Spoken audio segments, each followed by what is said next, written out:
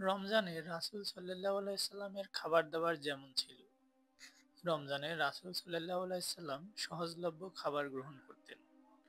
তার ইফতার ও সাহরিতে বাহারি আয়োজন থাকত না। সুস্থভাবে রোজা রাখা যায় এতটুকু পরিমাণ খেতেন তিনি। রাসূল সাল্লাল্লাহু আলাইহি সাল্লামের সাহরি গ্রহণের পদ্ধতি।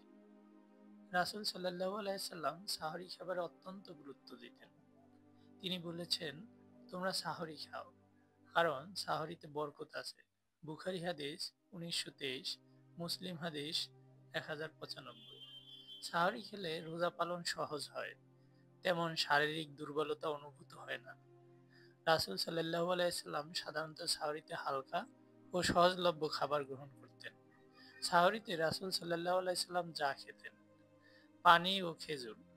রাসূল সাল্লাল্লাহু আলাইহি সাল্লাম কখনো শুধু পানি পান করে সাহরি শেষ করতেন, আবার কখনো খেজুর খেতেন। খেজুর সহজে হজম হয় এবং শরীরে দ্রুত শক্তি যোগায়। দুধ ও যবের রুটি। হাদিসে পাওয়া যায় যে তিনি দুধ ও যবের তৈরি খাবার গ্রহণ করতেন। যব খুবই পুষ্টিকর, এটি দীর্ঘ সময় পর্যন্ত শক্তি যোগাতে সাহায্য করে। ঠান্ডা পানি।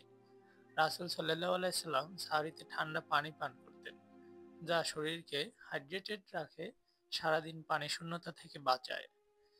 ইফতারে রাসূল সাল্লাল্লাহু আলাইহি সাল্লাম এর সুন্নত পদ্ধতি।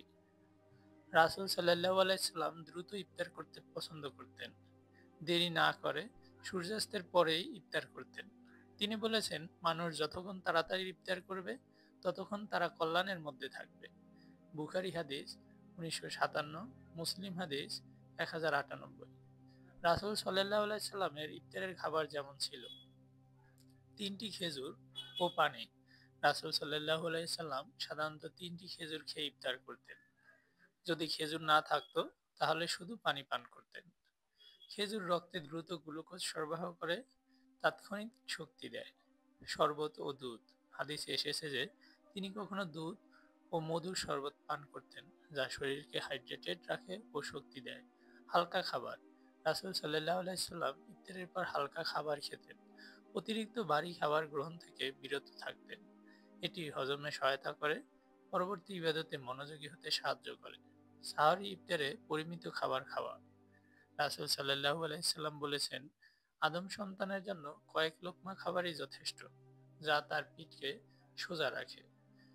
তবে যদি সে খেতে চায়, তাহলে 1/3 খাবার, 1/3 পানি, 1/3 শ্বাস-প্রশ্বাসের জন্য রাখা উচিত।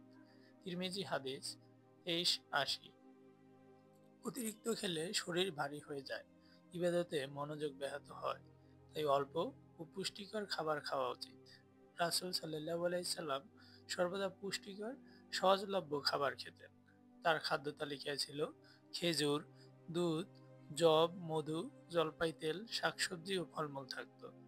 রমজানে রাসূল সাল্লাল্লাহু আলাইহি সাল্লাম কখনো অতিরিক্ত খাদ্য গ্রহণ করতেন না।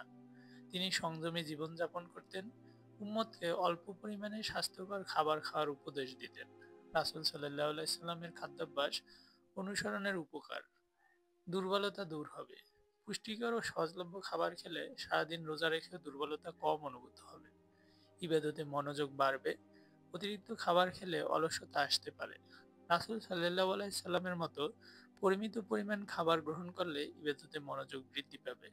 হজম শক্তি ভালো থাকবে। রাসূল সাল্লাল্লাহু আলাইহি সাল্লাম হালকা খাবার খেতেন, যা হজমে সহায়ক। এটি গ্যাস্ট্রিক হজমের সমস্যা প্রতিরোধ করতে সাহায্য করে।